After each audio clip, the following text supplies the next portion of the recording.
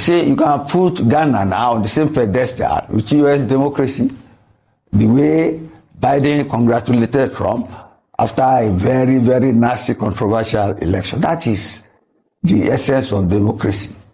The first president of Ghana was a socialist. I say, whether you like it or not, socialism puts more bread on the table for the poor man than capitalism. Hey guys, welcome back to the channel. My name is Delphina. I'm very excited returning back to you. If this is your first time on this channel, please subscribe to the channel, like this video, and share this video to as many eyes out there. I believe they'll watch and also learn one or two things on this clip. Also do well to press the notification bell to get notified whenever I drop another video. So today I have videos I want us to check concerning the election. You need to see how people are massively, talking about this election. And guys, they are talking positively about the election that happened in Ghana. I'm talking about the presidential election. This is what they've never seen happen before. Yes guys, let's watch this video and share our thoughts. Let's watch. That's now for a review of the Ghana election and lessons for Nigeria's democracy. It's Arise News analyst Shobale. Good, Mr. Shobale. Of course, we've seen the reactions both at home and in Ghana saying that the process was one worthy of emulation. What's your take? Well, it's a fine day for Ghanaian democracy, and I'm not surprised. They are getting the dividend of learning from their political history. They have learned from their history. The difference between us and them is that we keep repeating our mistakes. That is it. In this, see the new winner. He's been in office before. He's been vice president. He's been president. He was president when the incumbent died. And he has been president winning election. So he's not a stranger to power. And the electorate knows it. And you see, the ruling party's candidate is the current vice president. He has conceded. You see, you can put Ghana now on the same pedestal with US democracy, the way Biden congratulated Trump after a very, very nasty, controversial election. That is the essence of democracy. Let the winner have his way. The loser must be a sportsman and always have his say. So it's a nice day for democracy in Ghana. Shobale, based on your response, there are two things that stood out. For you to put Ghana on the same pedestal as the United States, it's a real indicator of Ghana's progress. Yes. But when you refer to Nigeria, you did say that the difference between Nigeria and Ghana is that we keep on repeating our mistakes. Yes, and we don't learn from our history. How do we change? Okay, yeah. It's a story. I will tell you the story. Very simple. You see, Ghana had a head start in that the first president of Ghana was a socialist. I say, whether you like it or not, socialism puts more bread on the table for the poor man than capitalism. Do you get me?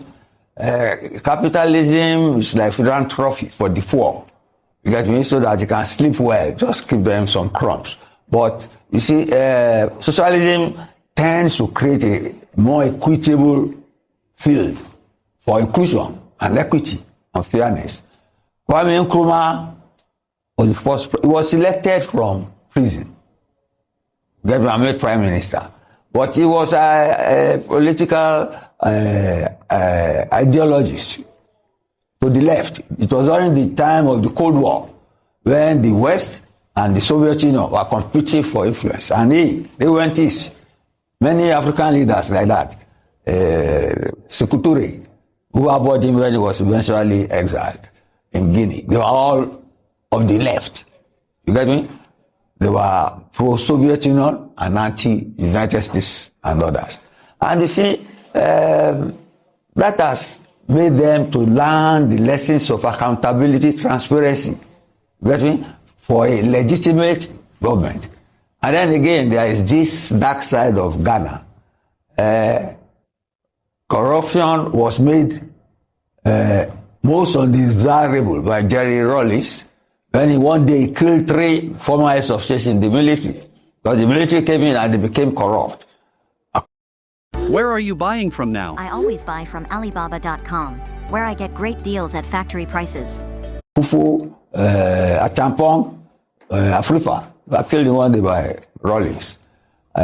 So it is difficult for you to do. Corruption was made most undesirable by Jerry Rollins when he one day killed 3 former heads of state in the military. Because the military came in and they became corrupt. Akufu, Atampong, Afrifa, actually the one they buy Rollins. So it is difficult for you to do to be a corrupt leader and expect to get away with it. We had our own civil war, get me? And Gawan did reconstruction, reconciliation, and all that, but we have not learned from it because it is still on. Part of it is still on. We have not learned from our own history. But when Nkrumah was there, he made so much noise about economic development and anti-colonialism that people living in London were asking occasionally in what part of Ghana is Nigeria. Even though Nigeria was several times bigger. It was more dynamic and it put on the ground the awareness about need for equity and for leaders to be accountable and to be responsive to the needs of their people. Socialism does that far better than capitalism. Although we are a hybrid, now. We follow a mixed economy. And we are modeling through, literally. But again, I won't say we should learn from Ghana, but we should learn to conduct free and fair elections. Give integrity to our electoral process.